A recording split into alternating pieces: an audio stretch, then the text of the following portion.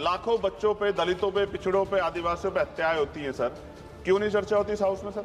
तरुण की हत्या कर दी सर दिल्ली में। आप मेरा सर दिक्कत ये है, हम लोग आदरणीय होम मिनिस्टर बैठे, उनसे आग्रह किया कि सर आप चैम्बर में चले जाओ थोड़ी देर, कम से कम हम लोग बोल लेंगे अपने लोगों के विषय के बारे में, क्योंकि जब से वो बैठे हैं जिस तरह के इनसिक्योर आप हो रहे हैं वो तो किसी छिपावा नहीं है सर, बिल्कुल नहीं छिपावा है। मैं तो आग्रह करूंगा आदरणीय गृह मंत्री जी थोड़ी देर बैठ जाए सर। अगर ज्यादा SC ST OBC के बच्चों के हक सर 30 सेकंड भी दे रहे हैं आप सर, खत्म कर रहे हो आप, मुझे बोलने दो सर, बोलने दीजिए ना आप। विधायक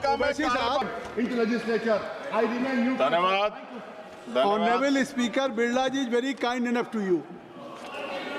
He has given you opportunity. बोलो सर, बोलो सर, प्लीज। धन्यवाद सर। चंद्रशेखर जी, आपने मुझे अविश्वास प्रस्ताव पे मेरी बात रखने का मौका दिया है सर। मैं धन्यवाद फूले, साहू, अंबेडकर, काशीराम साहब, BP मंडल साहब, उन तमाम महापुरुषों को जिन्होंने संघर्ष किया, जिनकी वजह से संवैधानिक व्यवस्था आई, और भारतीय संविधान को भी धन्यवाद दूंगा उसके प्रोसीजर को सर, उसकी वजह से आज हम लोग यहाँ हैं। माननीय बाबा साहब अंबेडकर ने कहा था कि स्पीकर के कर्तव्यों के बारे में कि स्पीकर को निष्पक्ष और स्वतंत्र होना चाहिए, उसे सदन के नियमों और प्रक्रियाओं का पालन करना चाहिए और सभी सदस्यों के साथ समान व्यवहार करना चाहिए।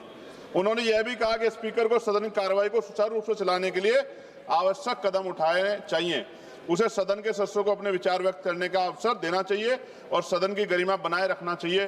बाबा साहब ने स्पीकर की भूमिका को बहुत महत्वपूर्ण माना और कहा कि वो सदन के संरक्षक है। कभी सर इधर से अव्यवस्था होती है, कभी इधर ये वाले नहीं चाहते, सत्ता पक्ष वाले, और हाउस डिजोल्व हो जाता है सर। और हम जहां से चुन के आते हैं सर, वो लोग उम्मीद करके बैठते हैं कि इस आदमी को वोट दिया, ये जाके हमारे विषय को उठाएगा, और हम ठगे से होकर चले जाते हैं सर। यहाँ से कितने ऐसे रूलिंग है सर, चाहे वो शॉर्ट नोटिस हो, चाहे हाफ आवर टाइम हो सर, एडजमेंट मोशन हो सर, आज तक नहीं देखा हमने। कॉलिंग अटेंशन पे अभी तक वो नहीं हुई। 193, 184 सर, इतने हमने दिए, कहीं गायब हो गए, पता ही नहीं चला सर। ईरान पे चर्चा होनी चाहिए थी सर, हल्ला मचा, क्यों सर? क्योंकि गैस के दाम बढ़ रहे हैं और ऑयल की भी दिक्कत सर देश में पैदा हो रही है। जो बिल आते हैं सर, हम उस पर इसलिए बोलना चाहते हैं, हम ये कोई ऐसा नहीं सर कि हमें कोई बहुत जरूरत है यहाँ गिड़गिड़ाने की कि हमें बोलने का मौका दीजिए, क्योंकि जब इन बिलों को रिसर्च होगी आने वाली पीढ़ियां करेंगी तो हमारा पक्ष क्या था, हमारी आइडियोलॉजिकल हम कहां खड़े थे, ये देश जानेगा, आने वाली पीढ़ियां जानेगी, इसलिए हम बिल पे बोलना चाहते हैं, अपना पक्ष रखना चाहते हैं। सर 2.5 साल हो गए मुझे यहाँ SC ST पे जो अत्याचार हो, NCRB का डाटा उठा के देखो सर, अभी 1.5 साल हुए। 1.5 हुए सर, अच्छा हुआ सर आप जोड़ रहे हैं सर, अच्छी बात है। 1.5 हुआ सर, इसलिए जोड़ रहे हैं, डिप्टी स्पीकर बनना है उनको। चलिए सर, जो भी मैं कह रहा हूं सर, NCRB का डेटा जो कहता है सर, लाखों बच्चों पे, दलितों पे, पिछड़ों पे, आदिवासियों पे हत्याएं होती हैं सर, क्यों नहीं चर्चा होती इस हाउस में सर? क्या उनकी माओ का दर्द नहीं होता पैदा करते? क्या दलित, पिछड़े, आदिवासी सर इंसान नहीं है सर?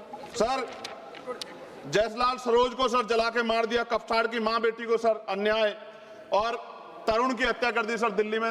मेरा सर दिक्कत ये है हम लोगों की, अगर हम यहाँ नहीं बोलते हैं तो हमारे क्षेत्र के लोग कहते हैं कि बोलना चाहते हैं, यहाँ लड़ते हैं तो हम ऐसे दिखते जैसे हम सर भीख मांग रहे हो, अपमान का घूंट पीते हैं सर हम इस सेशन में कि हम अपनी बात को रख सके, और हम अपनी बात भी पूरी नहीं कर पाते सर, क्योंकि आप वहां से ऑर्डर कर देते हो कि खत्म करो, खत्म। हमने तो आदरणीय होम मिनिस्टर बैठे, उनसे आग्रह किया कि सर आप चैम्बर में चले जाओ थोड़ी देर, कम से कम हम लोग बोल लेंगे अपने लोगों के विषय के बारे में, क्योंकि जब से वो बैठे हैं जिस तरह के इनसिक्योर आप हो रहे हैं वो तो किसी छिपावा नहीं है सर, बिल्कुल नहीं छिपावा है। मैं तो आग्रह करूंगा आदरणीय गृह मंत्री जी थोड़ी देर बैठ जाए सर, तो हम लोग को बोलने का मौका मिल जाए। सर एक सेकंड, आप सबको समय मिल रहा है सर, आप बहुत, आपका सबसे ज्यादा, आप चेक कर लो, सबसे ज्यादा आपका होता है सर।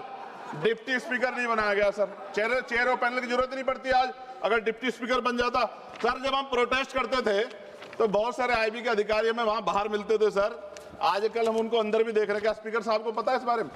सर भारतीय संविधान के अनुच्छेद 98 में संसद के प्रत्येक सदन के लिए एक अलग से सचिवालय का प्रावधान है, ओवैसी साहब उस पर बात कर रहे थे। यह अनुच्छेद संसद के प्रशासनिक और विधायी कार्यों को स्वतंत्र रूप से संभालने के लिए कर्मचारी नियुक्त करने और उनकी भर्ती और सेवा शर्तों को संसद द्वारा कानून बनाकर नियंत्रित करने की शक्ति देता है। लेकिन महोदय पिछले 10-15 वर्षों से लोकसभा में सचिवालय के रिटायर्ड अधिकारी जो चला रहे हैं, जो कि पहले कभी नहीं हुआ, कभी डिस्कस नहीं होता सचिवालय के कर्मचारियों, नहीं सचिवालय कर्मचारियों को खत्म कर रहा हूं, मुझे बोलने दो सर, बोलने दीजिए ना। आप बोलिए, विधायिका में कार्यपालिका की दखलंदाजी पिछले कुछ सालों में शुरू हुई है, ऐसा स्पीकर साहब पे बोल सकते हैं, सचिवालय संसदीय अधिकार अधिकारियों पर से विश्वास उठ गया पिछले कई वर्षों से। यहाँ मैं बताऊंगा इसका रीजन सर। यहाँ पर से भारत सरकार के ब्यूरोक्रेट डिप्यूटेशन पे कृपया आ रहे हैं। समाप्त करें। लोग खत्म कर रहा हूं सर, एक पेज है। लोकसभा की स्वतंत्रता को धूमिल करे क्या इन अधिकारियों ने सरकार के अधीन कार्य किया है? कई स्टैंडिंग कमेटी की रिपोर्ट में सरकार को संसद की तरफ से निर्देश करने का इन्हें डर लगता है। ये संसदीय परंपरा सर आखिरी पेज सर, 1 मिनट 30 सेकंड दीजिए सर। सर क्यों कह रहा हूं, कितने डिपार्टमेंट ऐसे हैं जहां अभी बैकलॉग है सर, और यहां भी है सर 40% ज्यादा SC ST OBC के बच्चों के हक। सर 30 सेकंड भी दे रहे आप, 30 सेकंड आप मना कर दिए। मैं तो सच कह रहा हूं। तो आज आप बोल दीजिए।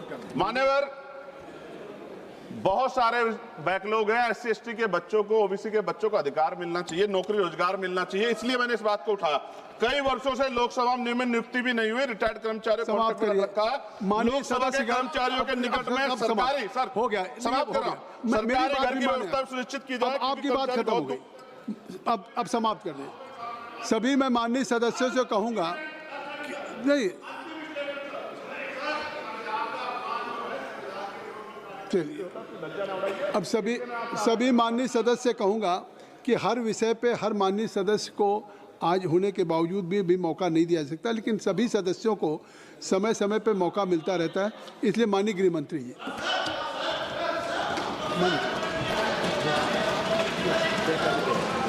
फिर बुलाएंगे। अरे ठीक है, चलो अब मान लो माननीय सभापति महोदय, आज इस महान सदन में मैं लोकसभा स्पीकर के सामने जो अविश्वास प्रस्ताव आया है, इस पर मेरे विचार व्यक्त करने के लिए खड़ा हुआ हूं। मान्यवर, एक प्रकार से